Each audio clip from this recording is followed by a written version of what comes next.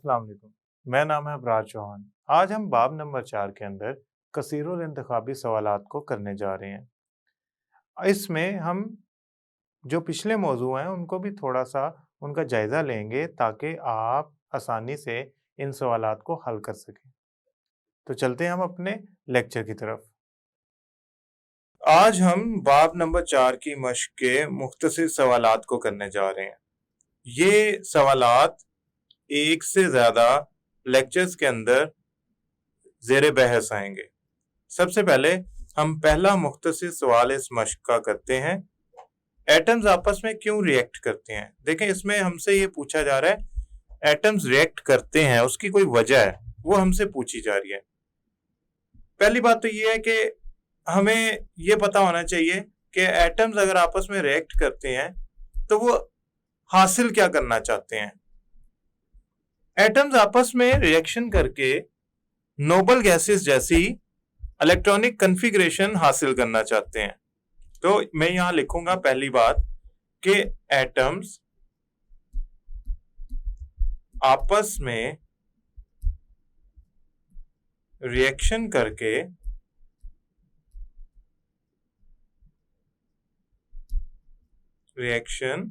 करके noble gas की तरह वैलेंस शेल के अंदर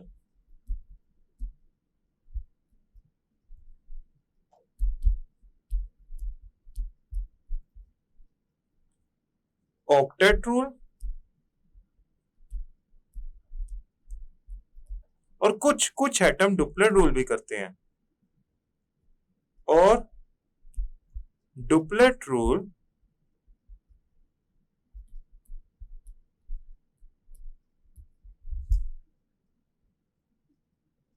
हासिल करना चाहते हैं, यानी कि ना इतने अपने वैलेंस शेल में वो 8 इलेक्ट्रॉन हासिल करना चाहते हैं। अगर मैं अक्सर एटम्स की बात करूं तो वो 8 इलेक्ट्रॉन हासिल करके करेंगे क्या, फायदा क्या होगा?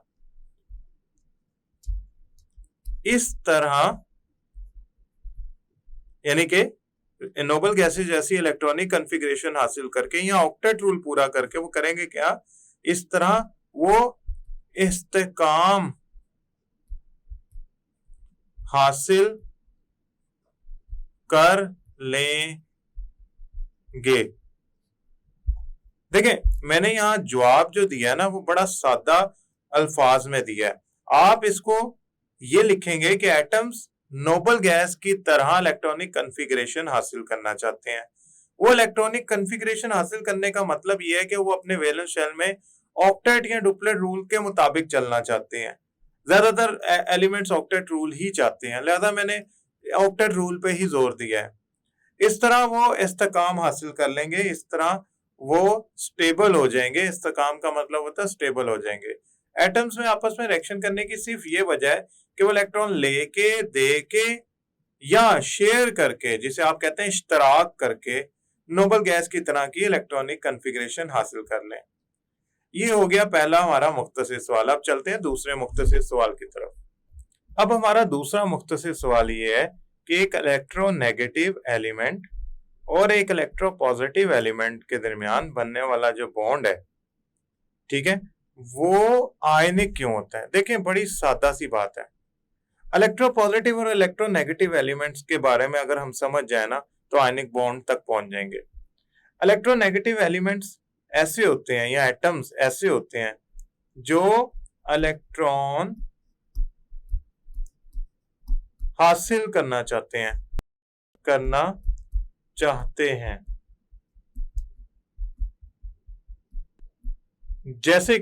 जैसे कि हमारे पास नॉन मेटल्स हैं, नॉन मेटल्स ग्रुप 17 या 16 के एलिमेंट्स या एटम्स। इलेक्ट्रोपॉजिटिव कौन होते हैं? इलेक्ट्रोपॉजिटिव एलिमेंट ऐसे एलिमेंट्स या एटम्स होते हैं जो इलेक्ट्रॉन खारिज करना चाहते हैं, निकालना चाहते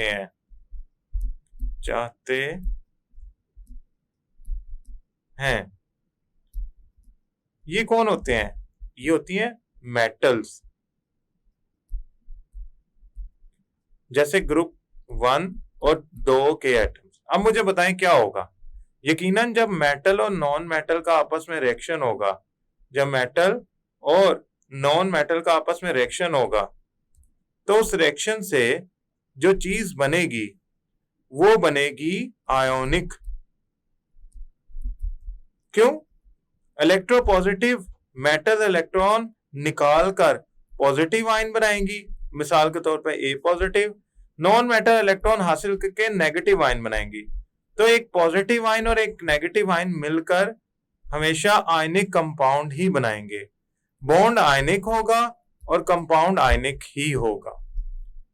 लिहाजा इलेक्ट्रोनेगेटिव एलिमेंट इलेक्ट्रॉन निकालने की वजह से और इलेक्ट्रोपॉजिटिव एलिमेंट इलेक्ट्रॉन देने की सलाहियत रखने की वजह से, यानी कि एक किस्म के मेटल और नॉन मेटल जो एटम्स होते हैं वो आपस में रिएक्शन करके बॉन्ड आयनिक ही बनाते हैं, क्योंकि एक इलेक्ट्रॉन गेन करना चाहता है, हासिल करना चाहता है, दूसरा निकालना चाहता है।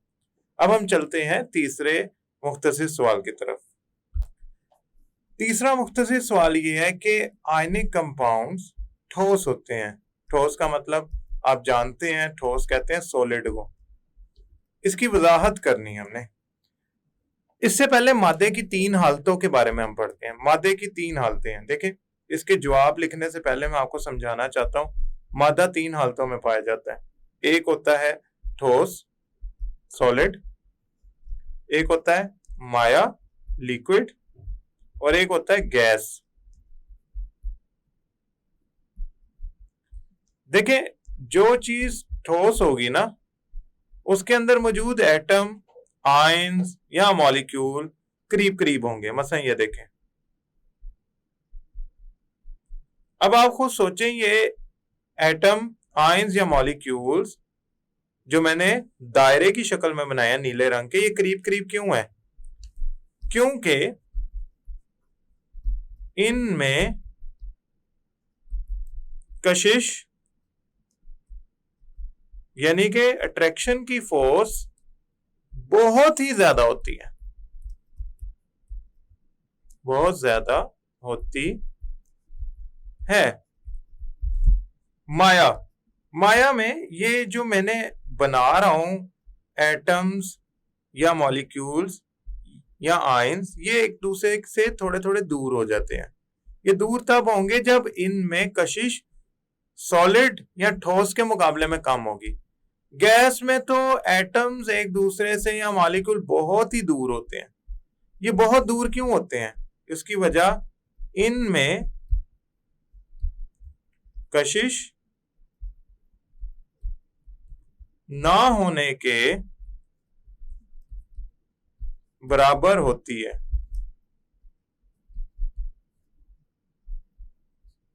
अब सवाल ये पैदा होता है, तो आयनिक कंपाउंड ठोस क्यों होते हैं? क्या इनमें कशिश बहुत ज्यादा होती है? यकीनन आप बिल्कुल सही पहुंचे हैं। इसका जवाब लिखते हैं।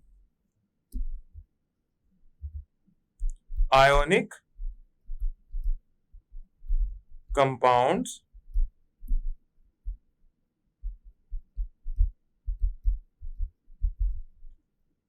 आयंस की मदद से बने होते हैं या आयंस से मिलकर बने होते हैं।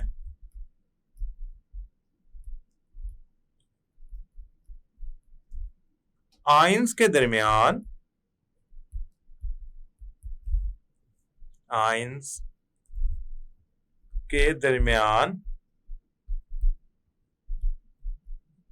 अट्रैक्शन की फोर्स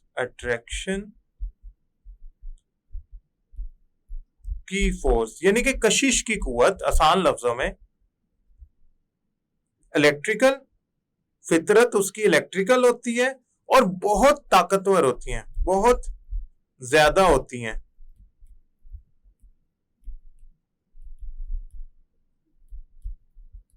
लिहाजा वो आयंस को जोड़े रखती हैं। यकीनन जब वो ज्यादा होंगी तो वो आयंस को एक दूसरे के करीब रखेंगी।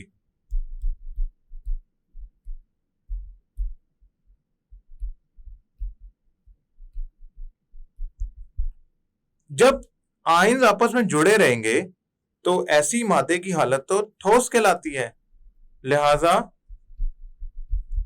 वो ठोस हालत में पाए जाते हैं।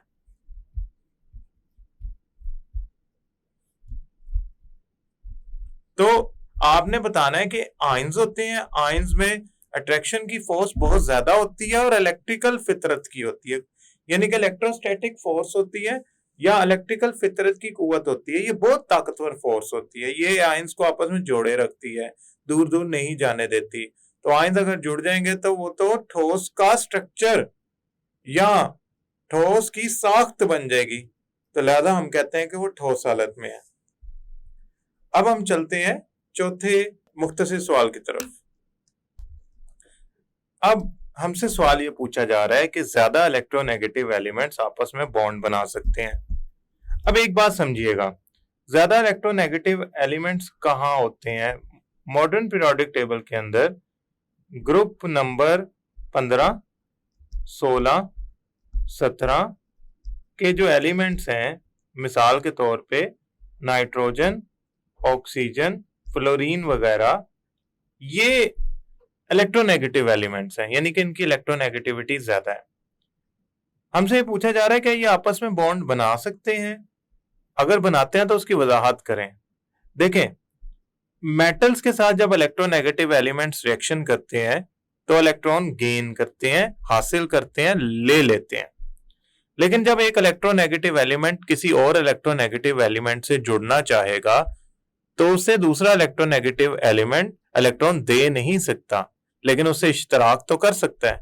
मिसाल के तौर पे मैं अगर बात करूं तो मेरे पास ये नाइट्रोजन ऑक्सीजन से रिएक्शन करके नाइट्रोजन ऑक्साइड्स बनाती है, ना NO भी बनाती है, NO2 भी बनाती है। अब ये नाइट्रोजन भी इलेक्ट्रोनेगेटिव एलिमेंट है, ऑक्सीजन भी इलेक्ट्रोनेगेटिव एलिमेंट है, इन्होंने आपस में बॉन्ड कैसे बना लिया? असल में ये इलेक्ट्रॉन का इश्तराक करके बॉन्ड बनाते हैं। तो हम लिखेंगे कि ज्यादा इलेक्ट्रो नेगेटिव एलिमेंट्स आपस में इलेक्ट्रॉन्स का इश्तराक करके बॉन्ड बनाते हैं।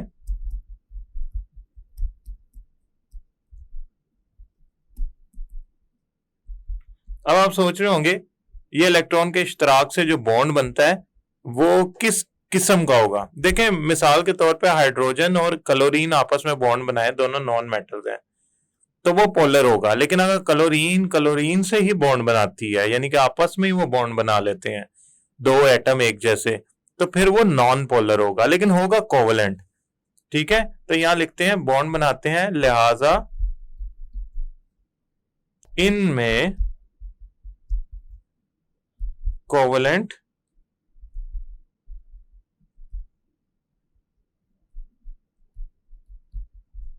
बॉन्ड पाया जाता है।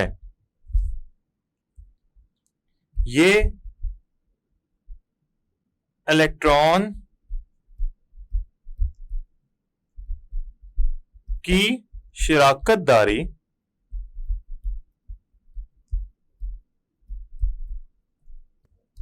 से बनता है। अब यहां पे सवाल पैदा होता है, तो ये इलेक्ट्रॉन ले या दे नहीं सकते? बिल्कुल नहीं। ज्यादा इलेक्ट्रोनेगेटिव एलिमेंट्स आपस में बॉन्ड इस तरह बनाते हैं कि वो इलेक्ट्रॉन की शेयरिंग या शिराकतदारी कर लेते हैं। हाँ, अगर उनके साथ कोई इलेक्ट्रोपॉजिटिव एलिमेंट जुड़ा हो, फॉर मिसाल के तौर पे मैं आपसे कहता हूं कि उनके साथ मेटल जुड़ी है, तो उसमें वो फिर बॉन्ड बनाएंगे तो इलेक्ट्रॉन एक जगह से दूसरी जगह मुंतकिल होगा। लेकिन इलेक्ट्रोनेगेटिव एलिमेंट आपस में शराकतदारी से बॉन्ड बना सकते हैं। मैं इसमें आपको नाइट्रोजन ऑक्साइड्स की मिसाल दी है। इसके अलावा सल्फर के ऑक्साइड्स भी होते हैं, जिसमें SO2, SO3 बहुत ज्यादा मशहूर हैं। अब हम चलते हैं 5वें मुख्तसर सवाल की तरफ। मेटल्स अच्छे कंडक्टर क्यों होते हैं? हमसे पूछा जा रहा है मेटल्स करंट के यानी कि इलेक्ट्रिसिटी के अच्छे कंडक्टर क्यों होते हैं। यानी आसान लफ्जों में बताऊं, मेटल्स में से करंट आसानी से गुजर जाता है। इसकी वजह क्या है? इसकी वजह फ्री या मोबाइल इलेक्ट्रॉन्स हैं। देखें करंट, इसका जवाब कुछ हिस्सा लिखेंगे। करंट को गुजरने के लिए या करंट की, इसको ब्रैकेट में मैं लिख देता हूं, करंट की कंडक्शन के लिए, ये जरा साइंसी लफ्ज हो जाएगा, इलेक्ट्रॉन्स की जरूरत होती है। मेटल्स में ना फ्री और मोबाइल इलेक्ट्रॉन्स होते हैं, तो जब उसे बैटरी या सेल से कनेक्ट किया जाता है, जोड़ा जाता है, तो उसमें से करंट गुजरना शुरू हो जाता है। मेटल्स में ये इलेक्ट्रॉन्स, अब ये मैं लफ्ज जो है ये मैं किसी और रंग से लिख देता हूं, फ्री या मोबाइल इलेक्ट्रॉन की सूरत में होते हैं।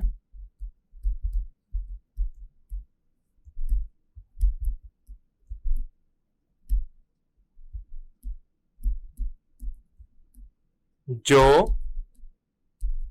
इलेक्ट्रिक या इलेक्ट्रिसिटी कंडक्शन का बायस बनते हैं।